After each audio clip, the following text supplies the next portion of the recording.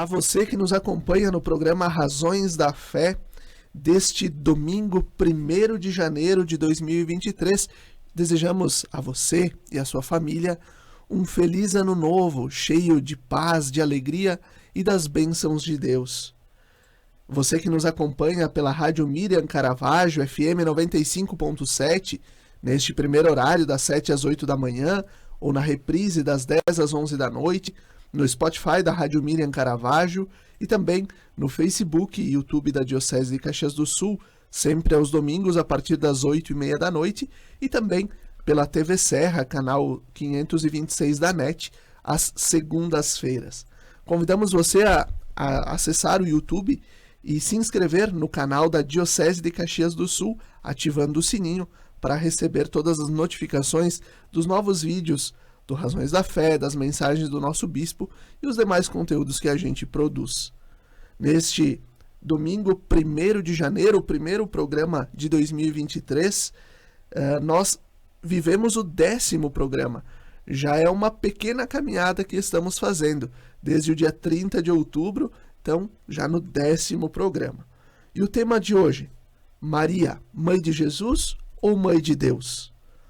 Nossos convidados, o padre Daniel Danioluso Zatti, que além de filósofo e teólogo, tem a formação em engenharia química e é mestrando em teologia pela Pontifícia Universidade Católica do Rio Grande do Sul e pároco na paróquia São Ciro, em Caxias do Sul. Padre Daniel, obrigado pela tua presença. Feliz ano novo.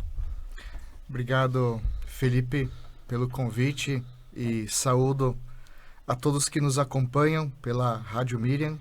Hoje é um dia muito especial, dia de Nossa Senhora, Mãe de Deus, Mãe da Igreja, como nos dizia Paulo VI.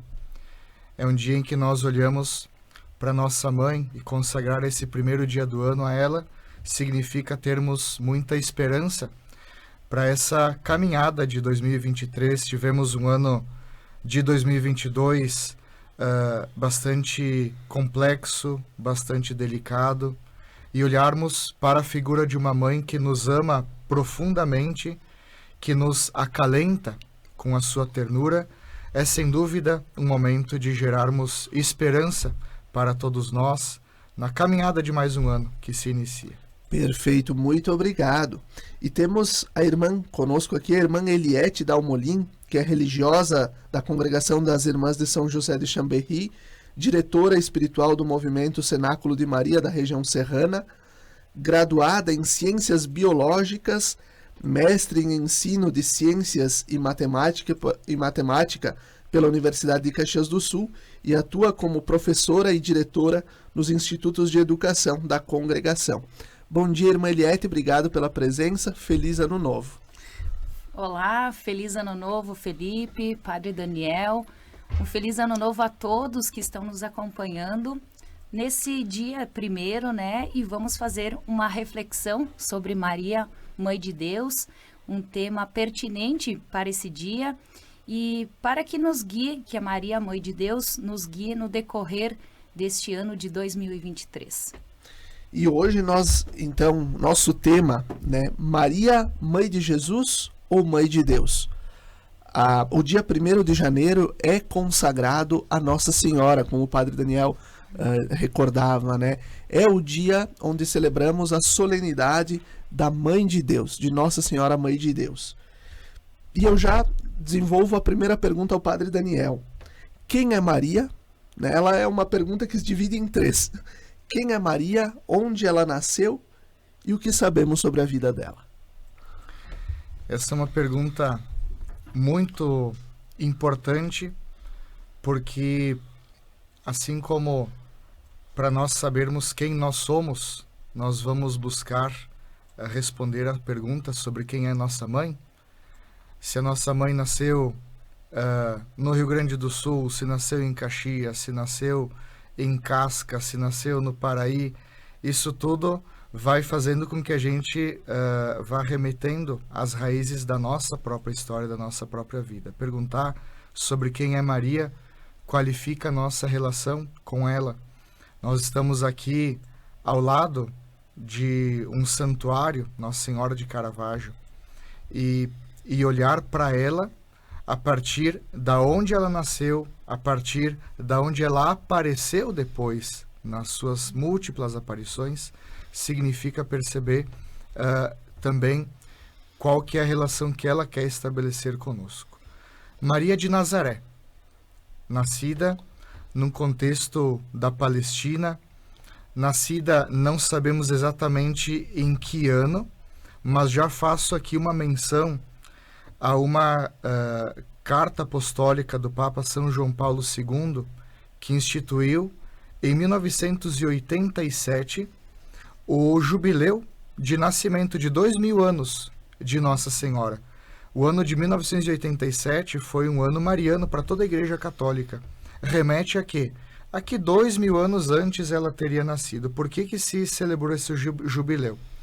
Foi em preparação ao jubileu do nascimento de Jesus, do ano de 2000, 13 anos antes, então, mais ou menos a idade que se estipulou pela tradição, né?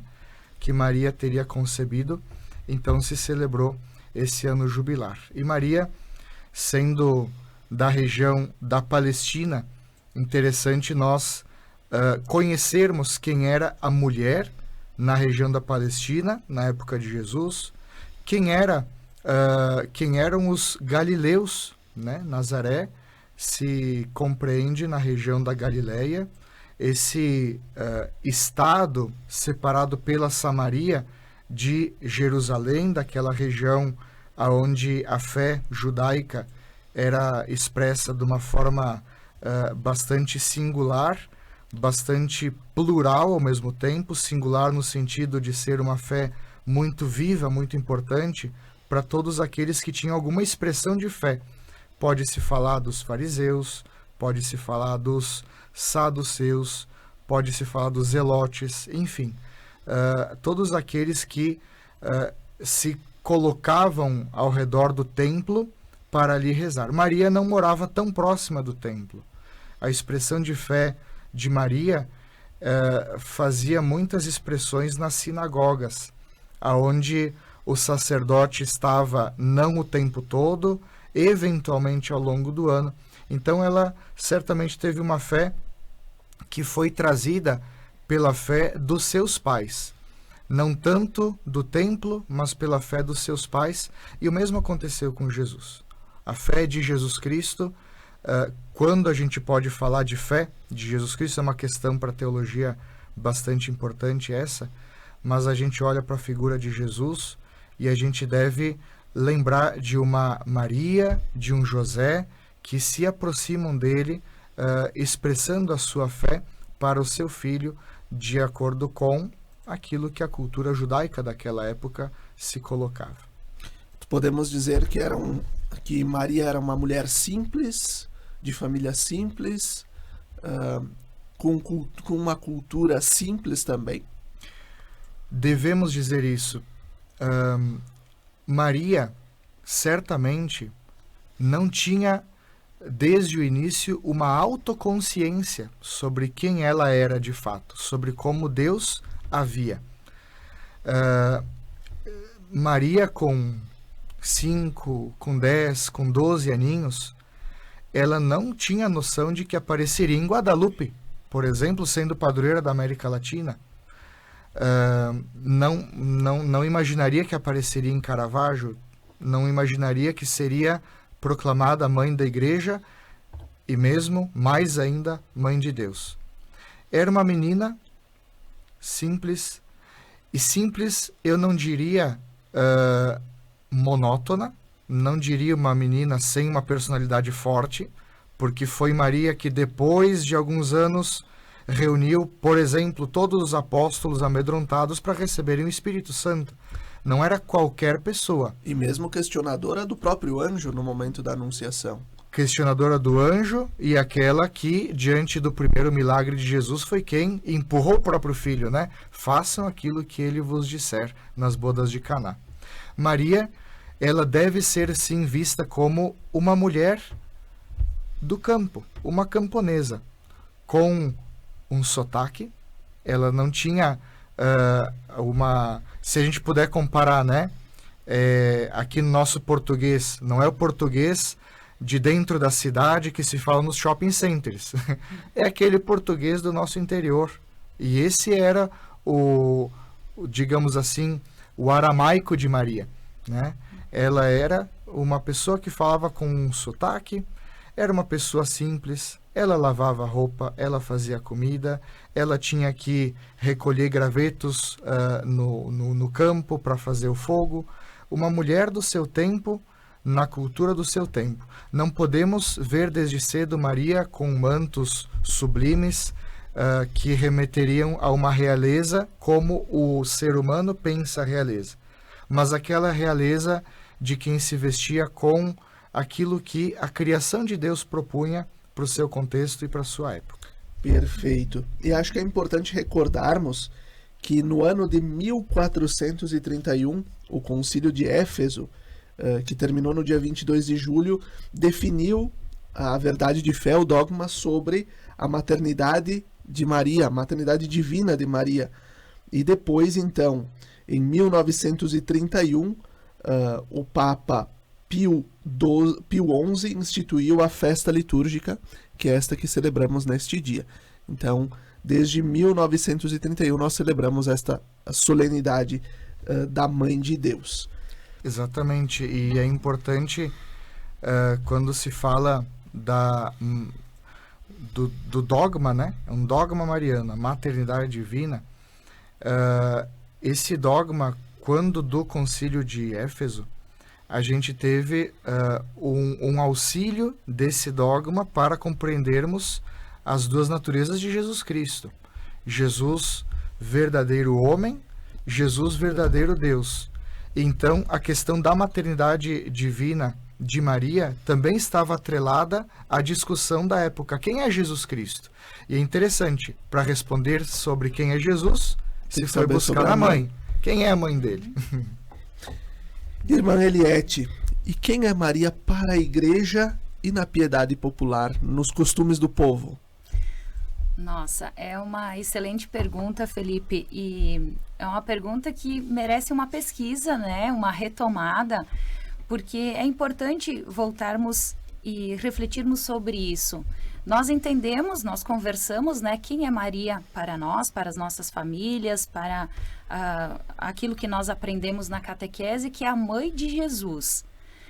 É a mãe de Jesus, é aquela que nos orienta, aquela que vai mostrando o caminho de mãe, aquela que vai mostrando sua maternidade, seu aconchego, seu amor para com os seus filhos, né?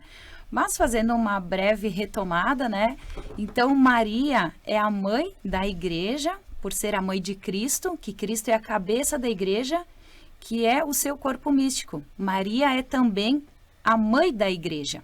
Então, durante o Concílio Vaticano II, o Papa Paulo VI declarou solenemente que Maria é a mãe da igreja, isto é, a mãe de todo o povo cristão, tanto dos fiéis como dos pastores. E a presença da Virgem Maria é tão forte e indissociável do mistério de Cristo e da igreja que Paulo VI então afirmou que o conhecimento da verdadeira doutrina católica sobre a bem-aventurada Virgem Maria continuará sempre uma chave para a compreensão exata do mistério de Cristo e da Igreja. Aquilo que o Padre Daniel trouxe, né? Que Maria, ela vem trazendo o Filho de Deus e para nós compreendermos esse mistério, ela faz parte desse mistério, ela é a chave desse mistério. Então, conhecer Maria, segundo a doutrina católica, é conhecer Jesus e a igreja, pois Maria foi a peça-chave, né? Indispensável no plano de Deus para a redenção da humanidade. E na plenitude dos tempos, Deus mandou o seu Filho, nascido de uma mulher, para que recebêssemos a adoção de filhos. Então, desde os primeiros séculos do cristianismo, Maria é reconhecida e chamada pelos cristãos de Mãe de Deus a Theotokos. E Maria não é a mãe de Jesus por mérito, mas por graça de Deus, por sua fidelidade a Deus e ao seu projeto. Ela é exemplo para toda a igreja. E Paulo VI declarou Maria como mãe da igreja, e seu lugar é com a comunidade dos que creem. Então, no seguimento a Jesus, ela é a perfeita discípula de Jesus, e por isso é modelo para todos os cristãos. E é bem oportuno destacar que a devoção e a piedade popular mariana tem seu centro no reconhecimento de Deus e a existência ou a experiência pessoal de Jesus Cristo Salvador, uma atitude da qual Maria é modelo inseparável. Então, Maria é aquela que arrasta as multidões, né? E hoje nós podemos relembrar vários santuários. Nós estamos aqui no Santuário de Caravaggio, mas temos outros santuários que Maria está como essa guia, aproximando o povo, trazendo o povo para perto de Jesus. Então, esse mistério, né, que Maria conduz para a centralidade, que é Cristo, que é o Filho de Deus.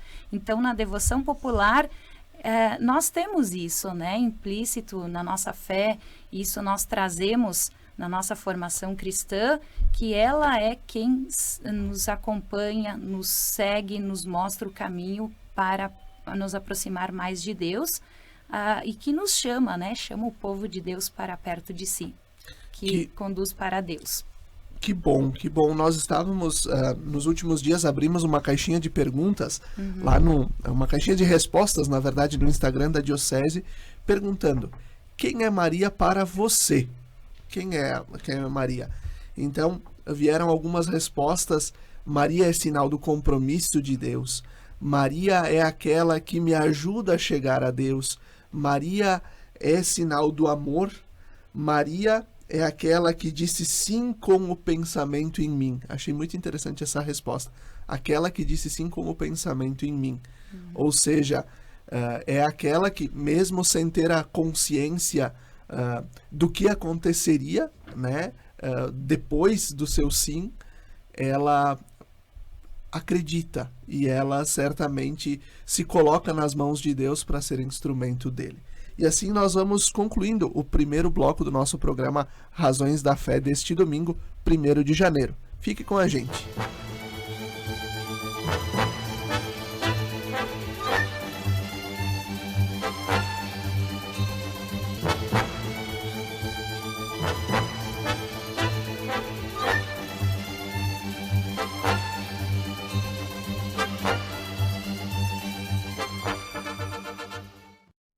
Estamos de volta com o segundo bloco do nosso programa Razões da Fé deste domingo, 1º de janeiro de 2023, com o tema Maria, Mãe de Jesus ou Mãe de Deus? E os nossos convidados, o padre Daniel Zatti e a irmã Eliette Dalmolin. E aí eu já pergunto para o padre Daniel, quais são os dogmas da Igreja sobre Nossa Senhora, sobre Maria? É importante sabermos sobre os dogmas, lembrarmos o que é um dogma. O dogma é uma verdade de fé que a Igreja, ao longo do tempo, inspirada pelo Espírito Santo, Jesus nos prometia um paráclito, né, um defensor, aquele que continuaria nos conduzindo nos caminhos de Deus para saber o que são esses caminhos. E a Igreja, ao longo de 2000 anos, ela consegue com cada vez mais clareza falar sobre a própria fé. Mesmo que a plenitude da revelação se dê em Jesus Cristo, a Igreja vagarosamente vai percebendo o que ele nos revelou totalmente. Quando ele nos revela Maria, então nós temos, ao longo de 2000 anos, 4 afirmações, 4 dogmas marianos. O primeiro, do qual a gente já falou, é o da maternidade divina. Um outro dogma que a gente tem é o da virgindade perpétua de Nossa Senhora. Dizer que Maria concebeu sob a ação do Espírito Santo, mas também falar que logo depois do parto, antes, durante e depois, assim que se expressa o dogma, ela continua sempre virgem. E a virgindade de Maria, ela também foi discernida ao longo dos séculos. Mas não a partir de um dado momento em que o Papa, cardeais, bispos, enfim, decidem isso pela Igreja toda, não. a partir de uma fé que já acompanhava o povo de Deus desde a sua origem. Desde o princípio se falava da Santa Virgem, Mãe de Deus. Então, é uma constatação que a igreja faz por causa de uma fé anterior, de uma fé que já vinha acontecendo. Então, a virgindade de Maria. Também nós temos o dogma da Assunção de Nossa Senhora.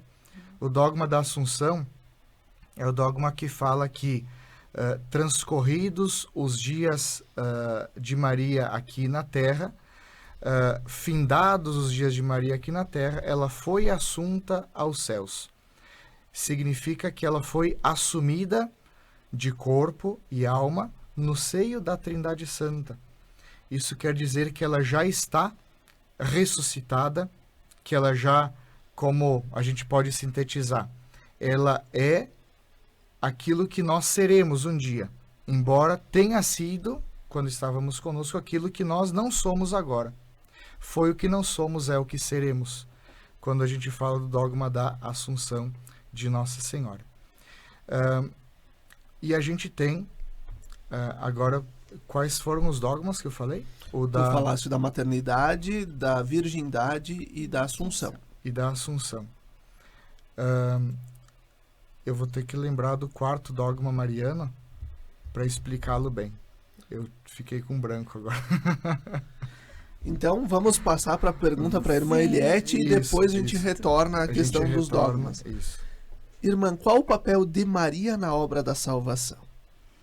Certo. Então, Maria, ela ocupa um lugar especial na história da salvação e é por isso que ela é digna de todo o respeito e veneração, pois Deus quis utilizar-se de Maria para fazer com que o seu divino Filho chegasse até nós. Então, quando chegou a plenitude dos tempos, mandou o seu Filho, nascido de mulher, e Cristo veio até nós por meio da geração humana, quis ter mãe e quis encarnar-se mediante a participação vital de uma mulher, da mulher bendita entre todas, por meio da Virgem Maria. E segundo o beato Paulo VI, que sem a figura humana de Maria, não compreendemos também a figura humana de Jesus. Então, recorda-nos o Concílio Vaticano II, na Constituição Dogmática sobre a Igreja, que Maria não foi instrumento meramente passivo nas mãos de Deus, mas cooperou na salvação do homem com fé, uma fé livre e pela obediência. E é por Maria que nós temos Jesus na sua primeira relação conosco. Então, ele é homem como nós, é nosso irmão, pelo mistério materno de Maria. E se quisermos, portanto, ser cristãos, devemos também ser marianos. Isto é, devemos reconhecer a relação essencial, vital e providencial de que une Nossa Senhora a Jesus e que nos abre o caminho que leva a Ele.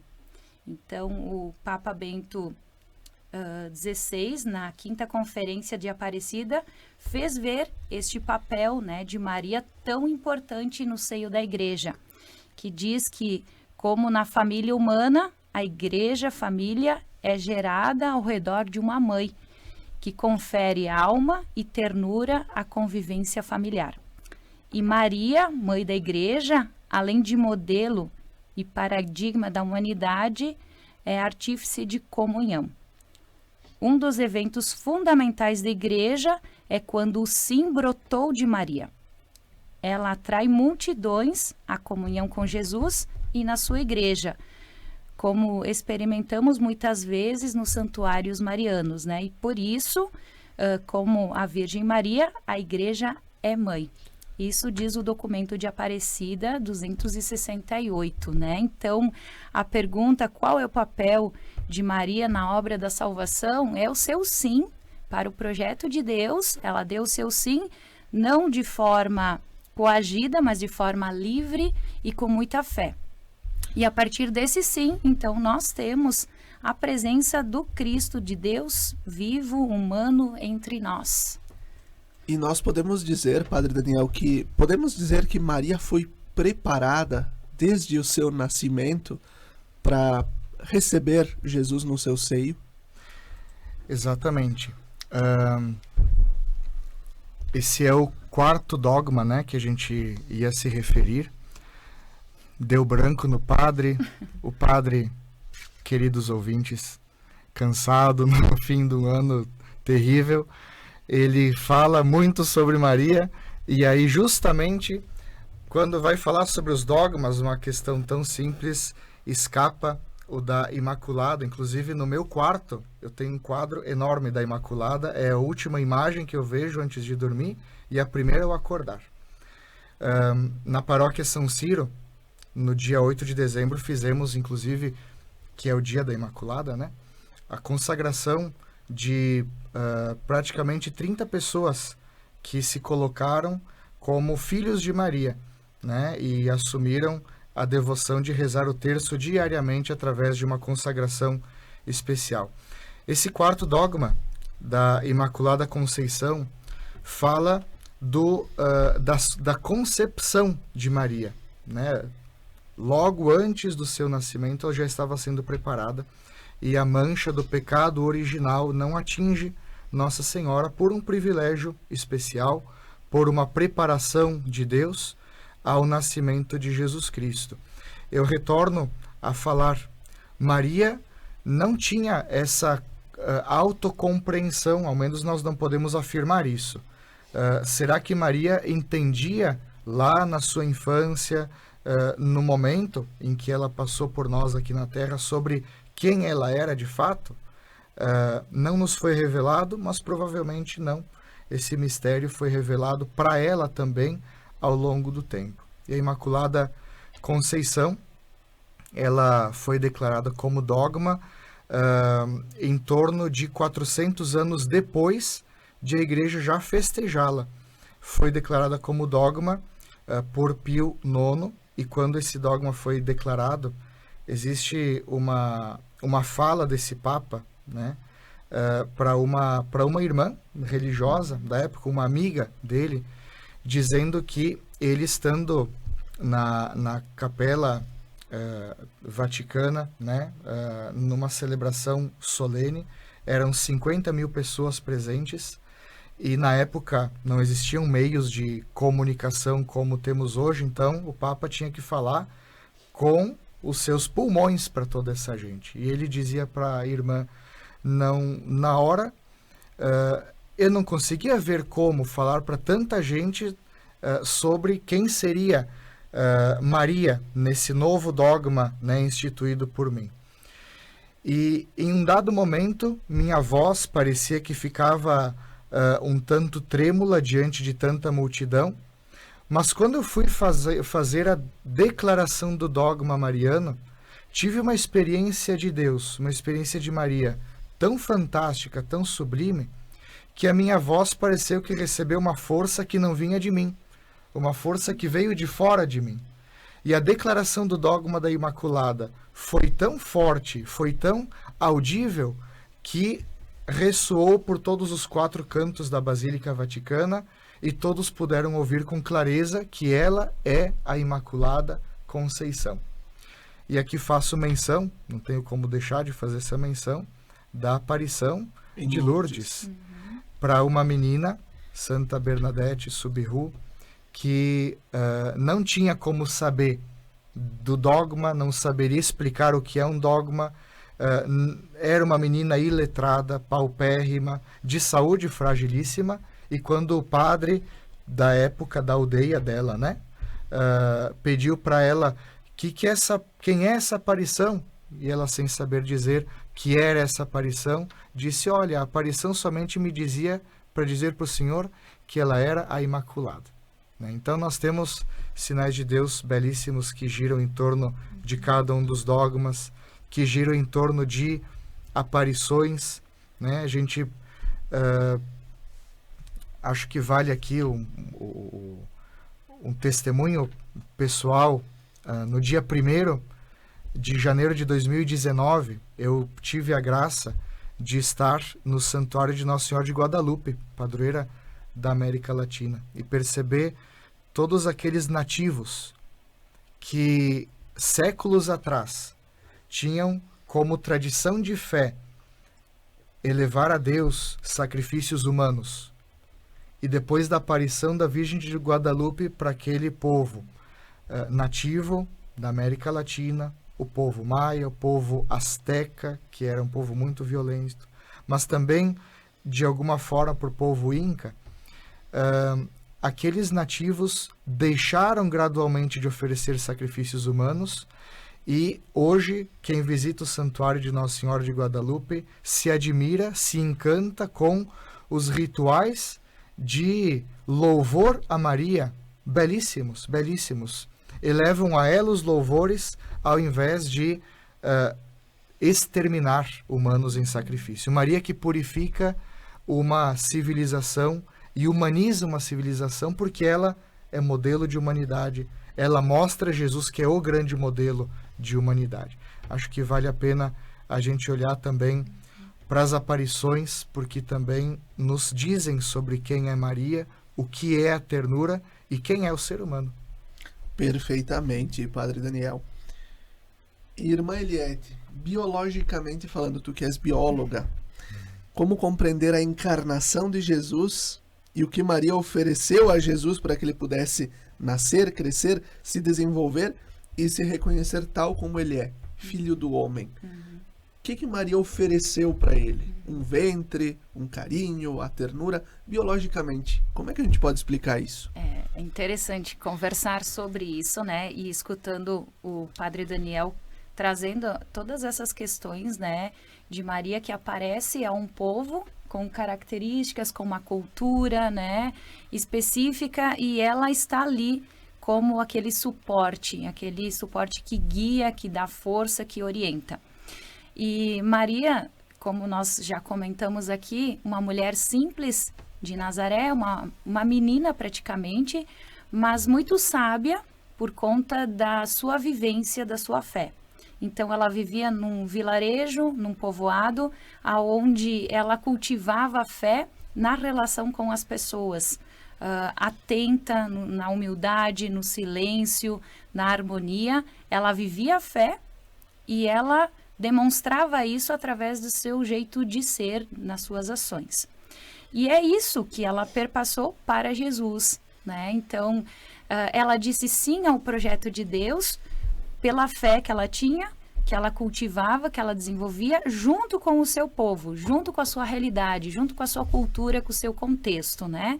Porque se nós formos olhar hoje, né, nós humanos, nós somos pessoas de relações, né? Então, as relações que nós temos entre nós nos torna pessoas melhores, nos torna pessoas com uma sabedoria diferenciada, né? A gente pode olhar na questão educacional de escola. Nós tivemos o exemplo da pandemia, que nós nos distanciamos e isso afetou muito as nossas relações, a nossa compreensão. O conteúdo ele estava, mas faltava o que era essencial, o estar próximo, o olhar, o cheiro, a convivência. Isso faz parte da vida humana, né? E Maria, integrada naquele lugar, naquele lugarejo, com a sua expressão, com a sua cultura, ela passa isso para o Filho, né? Para Jesus. Ela ensina, ela mostra, ela educa. Então, isso que ela tem para oferecer, né? A humanidade que ela é carente de relações, ela precisa das relações para poder se desenvolver. Então, como toda criança humana, ela chora de dor, ela precisa ser atendida, ela precisa alimentar-se, e Maria oferece tudo. O aconchego na hora da dor, saciar a fome na hora de ter fome. Ela oferece uma educação de acordo com o povo, a cultura local, da melhor forma possível e, claro, tudo isso regado a muita fé, a muito amor, né? Isso que ela oferece. Então, as necessidades biológicas, ela faz com mérito, né? Como mãe acolhedora, e também toda essa questão da fé, da essência, né? Do espírito, da alma. Claro que ela compreendia como o padre trouxe, né? Ela tinha compreensão de muitas coisas e outras ela não tinha compreensão. Mas isso é o mistério da fé. Quando nós falamos em mistério da fé, a ciência não explica, né? É vivencial, é relacional, é sentimental. A ciência, ela explica, relata aquilo que é evidência. E ela tem respostas. A fé não tem muitas respostas. É vivência, é relação, é interação, é o cuidado, é o interesse pelo outro, né? Pelo cuidado. Então, Maria tinha muito a oferecer daquilo que ela era, como pessoa humana, atendendo às necessidades fisiológicas, biológicas, espirituais, teológicas, de acordo com o contexto daquela época, né? Um contexto judaico, um contexto simples de um vilarejo, aonde ela se situava. Acredito que seja mais ou menos isso, né? Que debate interessante que nós estamos tendo, falando de Maria, que não só mãe de Jesus, do Jesus histórico, mas mãe de Deus, né? Como o padre Daniel falava antes, que falando da maternidade de Maria, nós explicamos ou esmiuçamos um pouco mais sobre as duas naturezas de Jesus, o Jesus que era puramente homem, mas puramente Deus também. Nós vamos encerrando este segundo bloco do nosso programa Razões da Fé, deste domingo, 1º de janeiro. Fique conosco.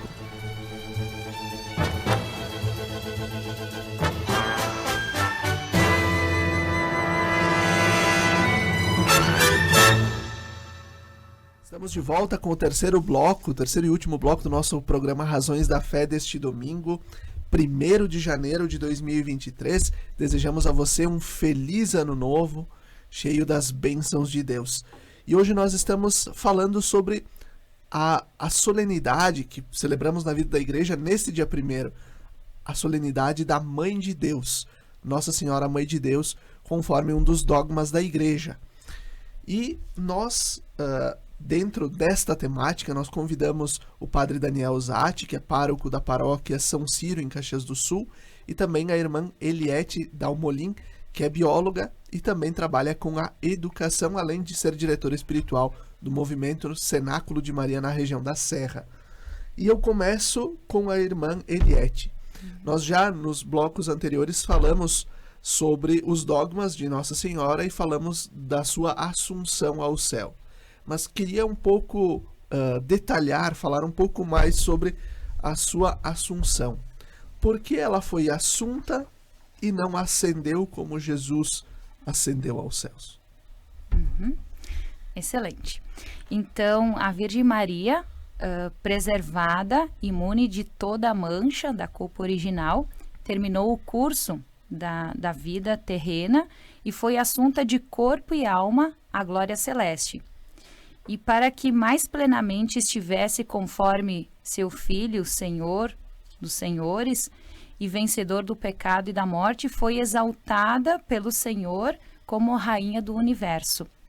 E o dogma da Assunção significa que a Santíssima Virgem foi assumida por Deus no reino dos céus.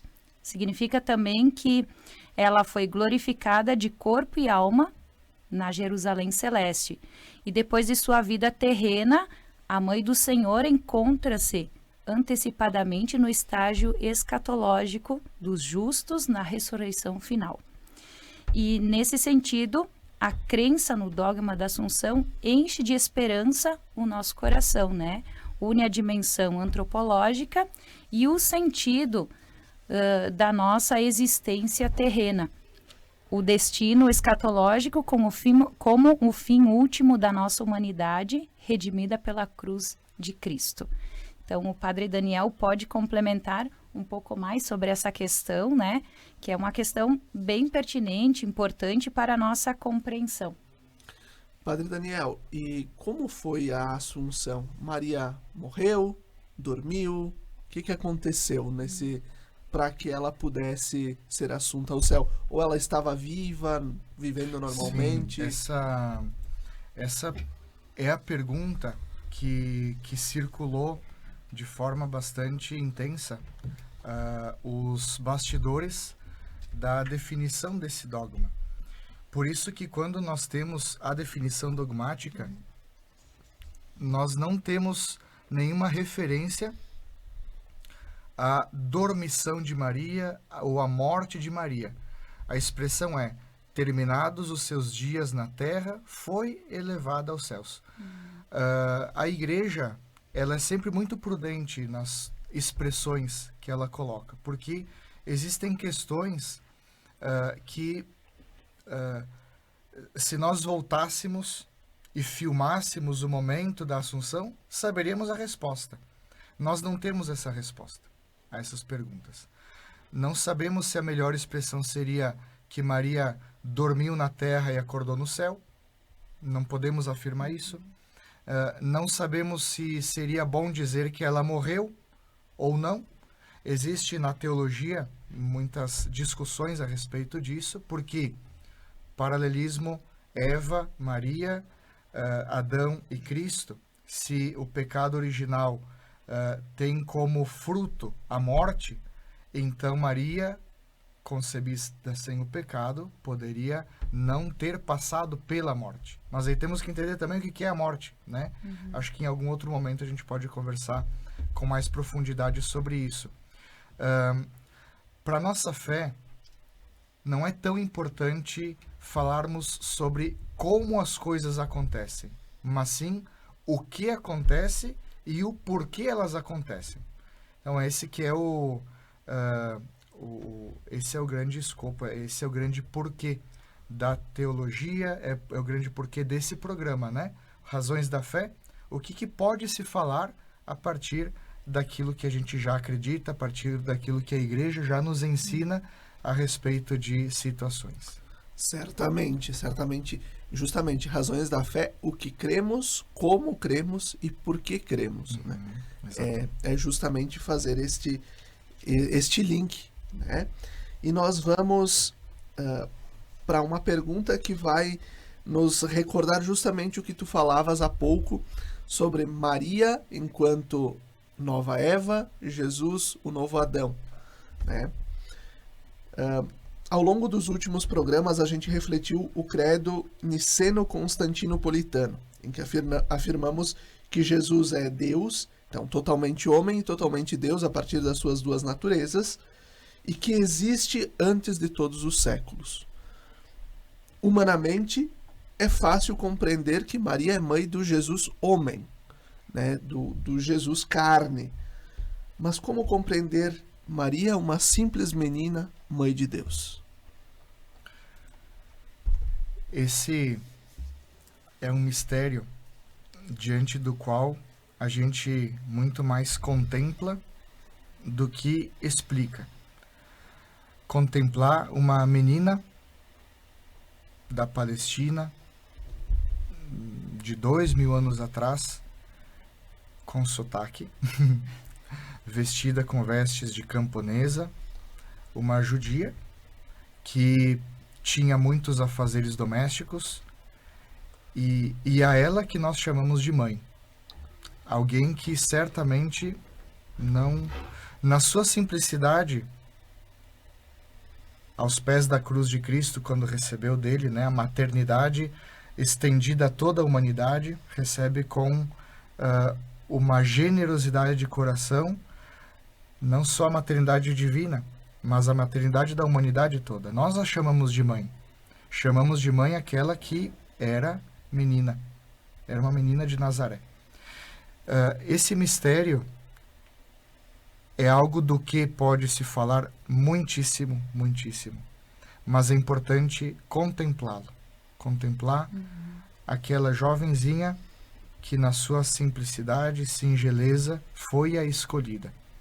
Foi aquela que nos assumiu, aquela que assumiu o próprio Deus, e se tivesse ali alguma gota de arrogância, de vaidade, de orgulho, ela não teria sido quem foi.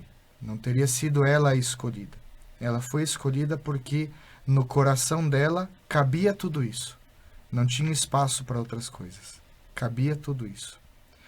E é interessante porque é uma mãe que a cada segundo que passa nessa terra, ela ganha milhares de filhos. É uma mãe que tem uma uma maternidade que está sempre em expansão. Começou lá quando ela disse sim por anjo Gabriel. Depois de ter sido mãe de Deus, não parou de ser mãe de cada pessoa humana que viesse a essa terra. Não deixou de ser mãe daqueles que vieram antes de Cristo, não deixou de ser mãe de Adão e não deixou de ser mãe de Eva também. Quando a gente fala de comparar, né, Adão com Jesus, o Adão, primeiro homem, uma criatura capaz de se relacionar com Deus, foi, por conta de sua fraqueza, do seu pecado, aquele que trouxe para a humanidade uma herança que ninguém quer, que nos corrói, trouxe a morte para dentro da vida humana e também trouxe uma inimizade para com Deus. Acredito que a palavra amizade aqui deve entrar com muita força. Adão foi aquele que rompeu com uma amizade profunda com Deus. E Deus nunca quis deixar de ser amigo do ser humano, mas o ser humano que se afasta. Jesus vem e restaura isso. O próprio Deus assume a nossa condição humana e aí sim faz uma aliança, depois de tantas rompidas pelo ser humano, faz uma aliança inquebrantável, porque é o próprio Deus que assume essa aliança. E Eva, estamos falando de Maria, né?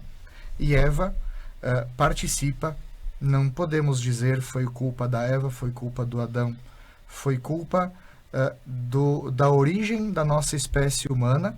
Aqui em algum momento a irmã Eliette e eu gostaríamos de falar sobre os princípios, né? O que a ciência fala, o que ela traz, é bem interessante, não cabe isso agora.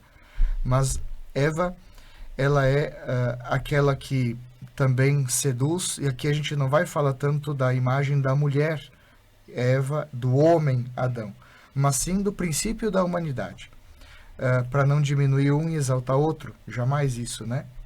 E Maria, que papel que tem ali? Maria é chamada de nova Eva, porque é aquela que não oferece a maçã ou o fruto proibido, né? Que a gente fala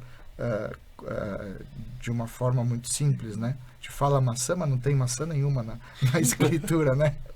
Mas o fruto da árvore proibida, né? Que Eva leva para Adão.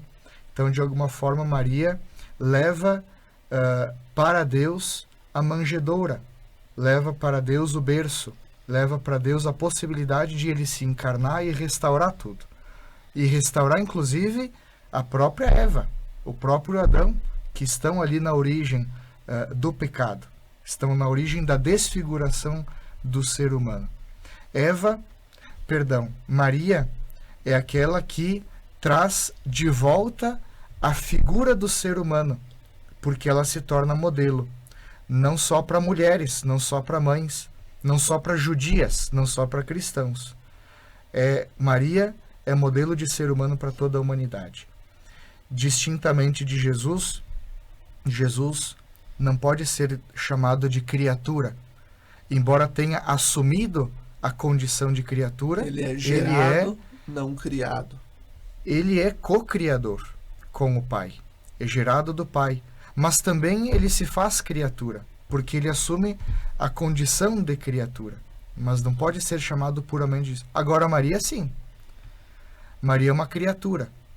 Então quando nós olhamos para Maria como mãe, a gente não está vendo natureza humana e divina juntas em união hipostática, né? É um termo bem difícil esse, mas que a gente também usa para falar sobre Jesus Cristo, que tinha natureza humana e divina ao mesmo tempo, né? Mas Maria não tem união hipostática, não é deusa e criatura. Ela é uma criatura.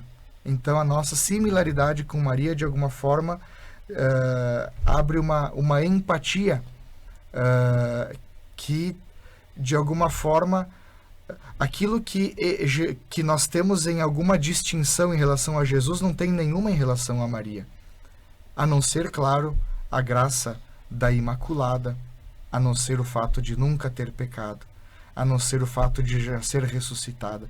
Temos algumas peculiaridades, mas as peculiaridades de Maria apontam muito mais para aquilo que nós seremos do que para aquilo que não somos agora.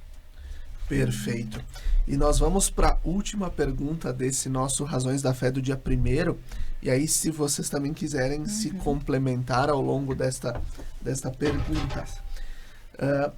A igreja, no prefácio da Imaculada Conceição, lá do dia 8 de dezembro, nos ajuda a rezar assim: nela nos destes as primícias da igreja, esposa de Cristo, sem ruga e sem mancha, resplandecente de beleza. Escolhida entre todas as mulheres, modelo de santidade e advogada nossa, ela intervém constantemente em favor do vosso povo. E aqui, em off, no momento do intervalo, nós conversávamos, né, sobre Maria, que visita Isabel, aquela que se desprende e que vai também ajudar Isabel, já anciã, né, até o nascimento de João Batista. Né, e ali ao encontro do precursor e do Salvador. Como é que nós podemos contextualizar Maria como aquela que intercede, que intervém, mas aquela também que não fica lá na monotonia, como nós já falamos, mas está a serviço também dos homens, do povo? Exatamente. É muito bonito refletir sobre isso, né? E fazer memória, trazer presente essa disponibilidade e esse serviço de Maria.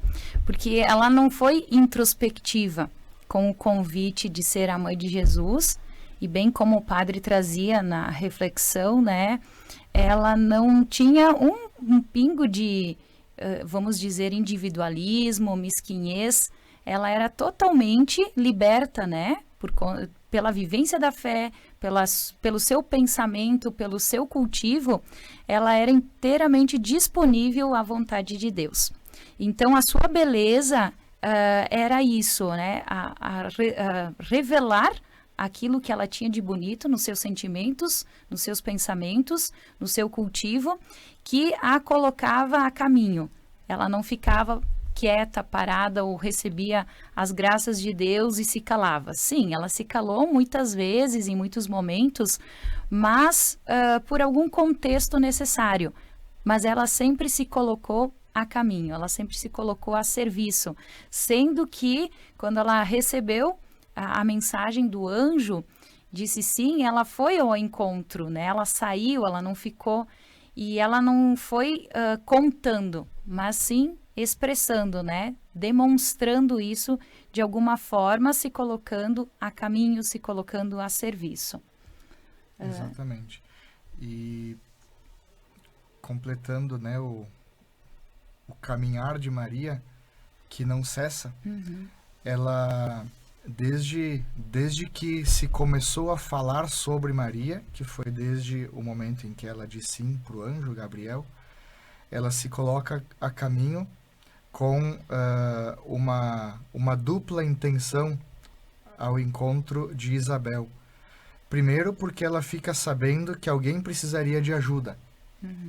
A caridade move Maria. Em segundo lugar, como um momento de constatação de que era verdade aquilo que ela tinha encontrado diante do anjo Gabriel, de que ela também estava grávida. Quando encontra Isabel grávida, ela se dá por conta. Tudo isso é verdade. E Maria é alguém que não para de ir ao encontro de quem precisa. Aqui a gente pode retomar a questão de todas as aparições de Nossa Senhora e de toda a roupagem da qual ela se reveste. Como mãe, ela percebe a necessidade lá naquele lugarejo da Itália, chamado Caravaggio, de aparecer para uma senhora jovem que estava com muitas dificuldades na sua vida familiar, matrimonial, e ali jorra uma fonte que até hoje traz uma fé muito profunda para o povo italiano e aqui para o nosso povo da Serra. A gente vai falar de uma Nossa Senhora que aparece em Fátima, uma Nossa Senhora que aparece em Lourdes, uma Nossa Senhora que aparece em Guadalupe, uma Nossa Senhora que aparece em Aparecida, e são muitíssimas aparições de Maria. nenhuma dessas aparições pode ser compreendida isolada de um ir ao encontro de quem precisa. Um ir ao encontro com roupagem de mãe diante daqueles que querem se colocar diante dela. Então, foi muito boa a nossa conversa aqui sobre Maria. Da nossa mãe a gente poderia falar bem mais, né? Mas a gente finaliza agradecendo pelo convite e desejando a todos os nossos ouvintes que tenham um coração cada vez mais aberto para a realidade de Maria nas suas vidas. Que Maria, a Mãe de Deus, possa sempre interceder junto de Deus, junto de seu Filho Jesus, por cada um de nós. E nós agradecemos, Padre Daniel, pelo convite, pela presença, né? Irmã Eliette, pela tua presença. Paulinho, da técnica da Rádio Miriam, Caravaggio. Emanuel Rodrigues, nosso seminarista, que nos ajuda com a gravação em podcast. E nós vamos concluindo o programa Razões da Fé deste domingo, 1º de janeiro. Primeiro programa deste ano, 10º programa desde a retomada do Razões da Fé. Até o próximo domingo, um grande abraço a todos.